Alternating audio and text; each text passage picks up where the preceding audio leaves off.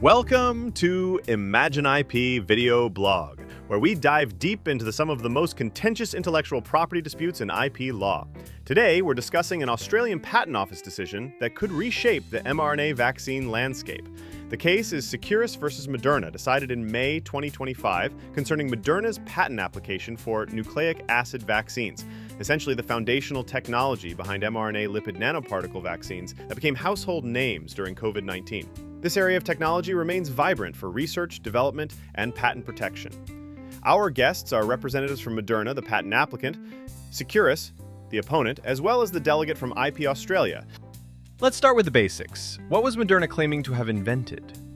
This case represents a fundamental misunderstanding of just how groundbreaking our 2014-2015 research was.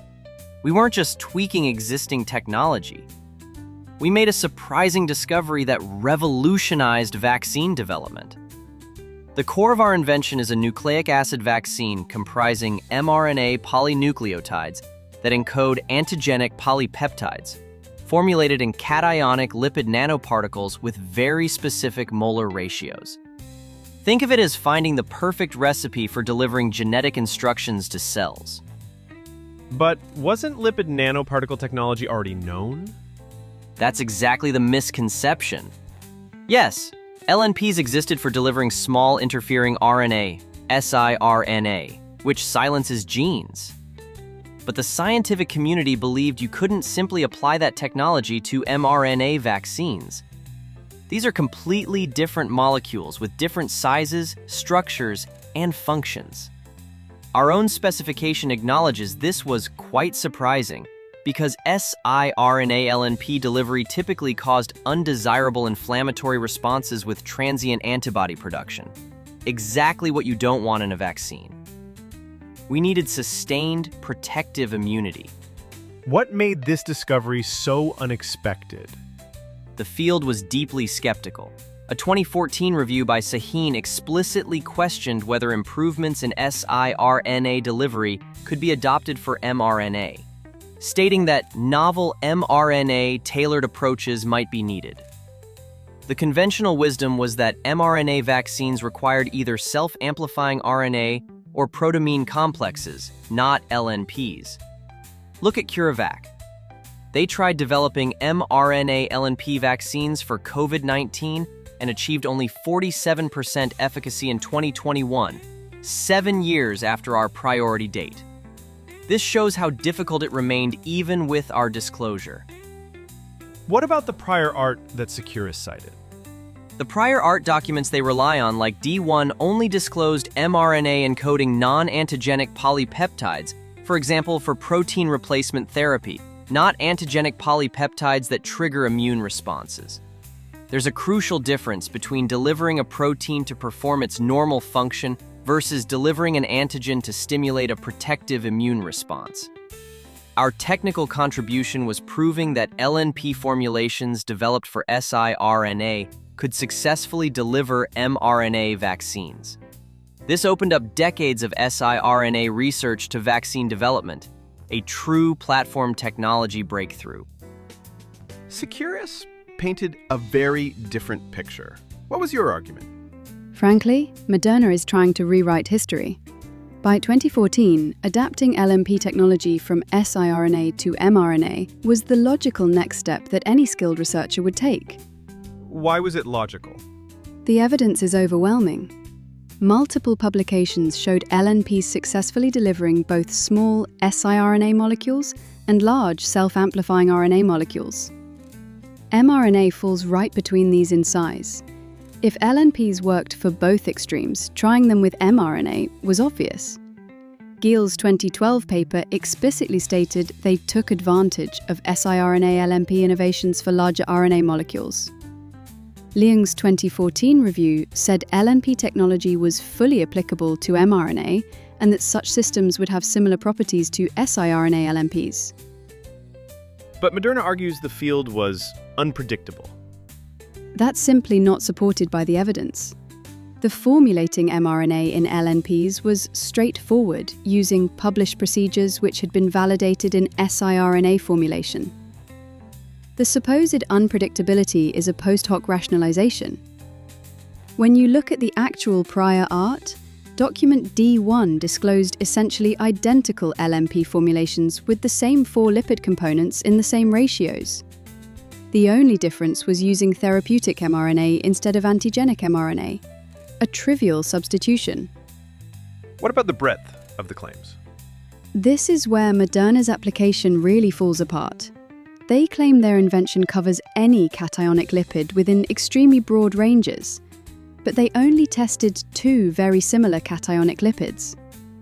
The Hassett study, published after their priority date, tested 30 different cationic lipids in similar formulations, and found that 11 of them, including some with similar structures, produced no detectable immune response whatsoever. What does that mean for the patent? It means Moderna is claiming territory they never explored.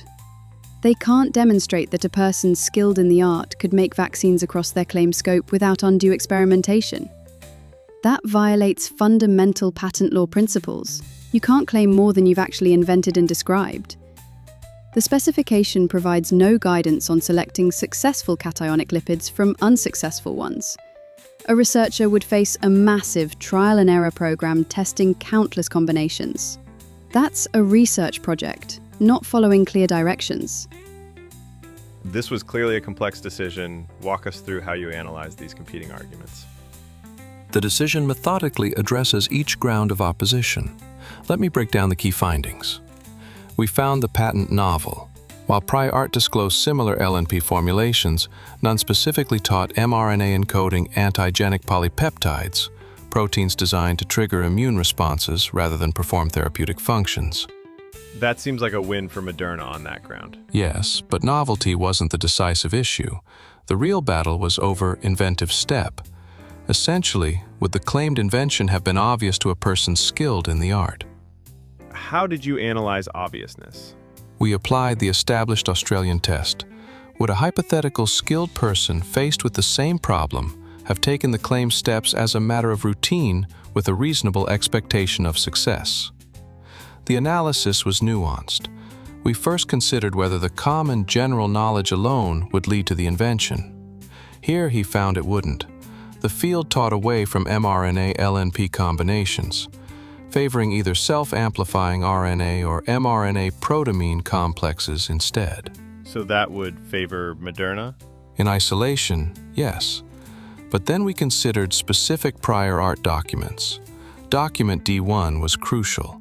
It disclosed mRNA-LNP formulations with identical compositions to Moderna's claims, just using therapeutic rather than antigenic mRNA.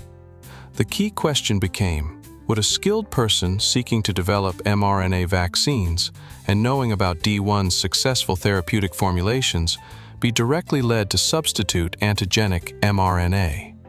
And the answer was yes? We found it would be obvious.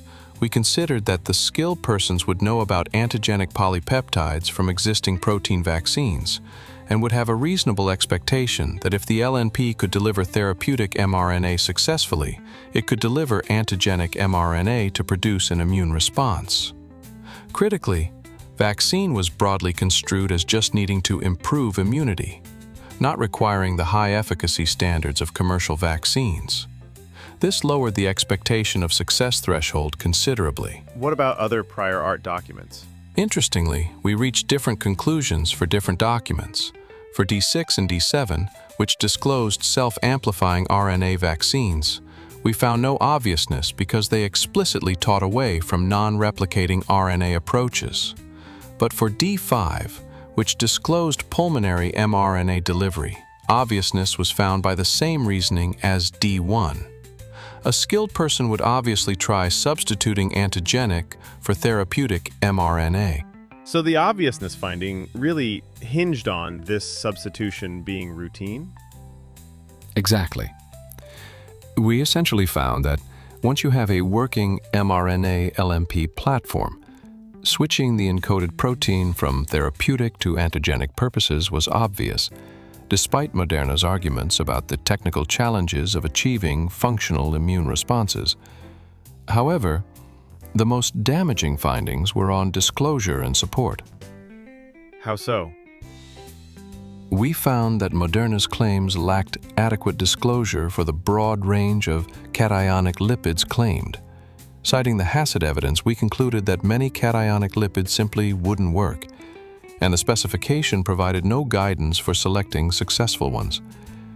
In the decision, we state, I do not consider that a PSA would have at their disposal, either from the specification or in the CGK, adequate information to lead to success through the evaluation of failures.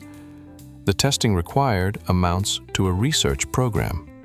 What about Moderna's argument that their discovery made everything easier? We acknowledge this partially. We found that once the principle of using siRNA-validated LNPs for mRNA was established, optimization of components other than cationic lipids became more predictable. That's why Claim 2, limited to the 2 specific cationic lipids Moderna actually tested, was found adequately supported. But for the broad genus of cationic lipids in Claim 1, we concluded Moderna's technical contribution didn't justify the scope claim. This decision has profound implications for the biotechnology industry and mRNA vaccine development specifically. Let me summarize the key takeaways. First, on patent strategy. This case reinforces that broad functional claiming requires comprehensive supporting evidence, especially in fields with high technical unpredictability. Moderna's attempt to claim an entire genus of cationic lipids based on testing just 2 examples ultimately failed. Companies developing platform technologies need to balance broad claiming with adequate experimental support. Second, on obviousness analysis. The decision shows how courts will carefully parse different types of prior art. The same invention can be obvious over some prior art, but not others, depending on what guidance the prior art provides and whether it teaches toward or away from the claimed approach. Third, for the mRNA vaccine landscape. This ruling suggests that the basic concept of mRNA LNP vaccines may be more accessible to competitors than Moderna initially hoped. However, specific formulations and optimizations will likely remain protectable, ensuring continued innovation incentives while preventing overly broad monopolies. The broader pharmaceutical industry should note how the court balanced rewarding genuine innovation against preventing excessive patent thickets. While Moderna's core discovery was acknowledged as valuable, their attempt to fence off an entire field based on limited data was rejected. Looking ahead, this decision clarifies the patent landscape for mRNA technology, which continues to show immense potential beyond COVID-19 vaccines.